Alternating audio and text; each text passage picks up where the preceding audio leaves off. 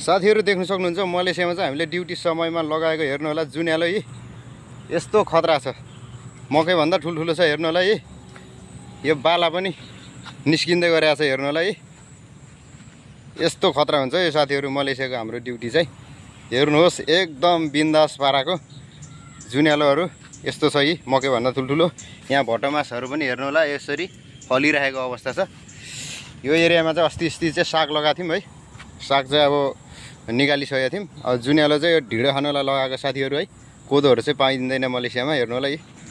यहाँ देख्न सक्नुहुन्छ यो चाहिँ लहरे पनि हो मलेसियामा चाहिँ यो मैले चाहिँ सानो बिरुवा लिएर रोपेको है 8-9 महिनामा चाहिँ यस्तो खतरा फल्दो रहेछ के आँखले पछि फल्ने हेर्नु होला है एकदम खतरा छ हेर्नुस् है साथीहरु यो चाहिँ लहरे आँप कस्तो राम्रो छ दामी छ यो चाहिँ यो हरियो खायो भनेदेखि चाहिँ एकदम अमिलो हुँदो रहेछ भनेदेखि पाकेपछि खाँदाखेरि चाहिँ एकदम मिठो हुन्छ साथीहरु गुलियो हुन्छ हेर्नु होला है जतिवटा फुल्यो त्यतिवटै फल लाग्दो रहेछ हेर्नु होला है यो चाहिँ लहरे आँप हो यो चाहिँ अब लास्ट त भइसकेको छ अस्ति चाहिँ धेरै फलेको थियो उतातिर चाहिँ पल्लै छेउबाट फल्दै आएको अब चाहिँ सकियो पहिलो लटमा यस्तो खतरा फल्दो रहेछ अब दोस्रो लट चाहिँ खतरै फल्दो होला साथीहरु यो यहाँ हेर्नु होला यसरी